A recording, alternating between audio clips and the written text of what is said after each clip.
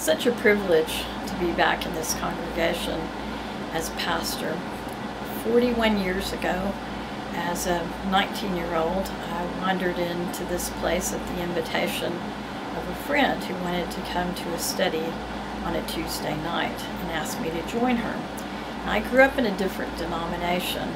but I'd always attended Methodist churches with friends, and so it was a welcome invitation to come with her that night. That invitation and that opportunity to attend a study at this church ended up changing my life dramatically forever.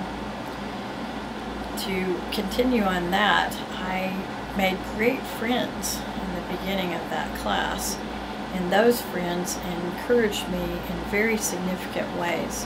to be more than I ever imagined I could be as a Christian. As a teenager in the church that I attended growing up, I had felt what I call my secret call to full-time Christian service. But I never told anyone about that secret call because at the time I thought the only possibility for serving for me as a woman would be to be a foreign missionary. And I really wanted to be, as I used to say, the world's greatest high school teacher. So I pursued the dream of education when I came to Austin and attended the University of Texas, and was pursuing that dream when I first came to this church. Eventually, though, I came to realize that what I was doing in youth ministry here was more fulfilling to my gifts than what I was doing as a student teacher. But what was kind of a strange happening at the time was remembering finally, after many years of bearing it, my secret childhood call to full-time Christian service. Now, another joy about being here is that at that time, Kathleen Jones, who was at that time a Christian educator on the staff, would every once in a while say to me, "Why don't you give up this foolish idea of becoming a high school teacher and become a United Methodist pastor?" And I thought it was kind of a hilarious question,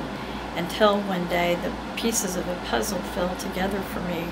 when I remembered my secret childhood call, and I realized that for a long time God had been wooing me, and it was through Kathleen's question that I eventually was willing to begin to consider whether or not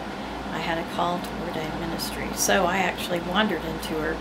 office one day and said, "You know that question you've been asking me? I think I'd like to talk about it now." One joy is she is now an ordained deacon in the United Methodist Church and still serving in this congregation and still significant in the lives of many people who have also experienced calls to ministry, I think, because of her leadership and because of her ministry. I would hope that this congregation would continue to be one in which we create a culture of call so that there are people constantly being called out into all forms of ministry, whether it's ordained or as significant laity working within the church, or more importantly, all of us working through our professions in the big wide world to bring others into a relationship with Jesus Christ, to serve the needs of those whom Christ calls us to serve in all realms of life.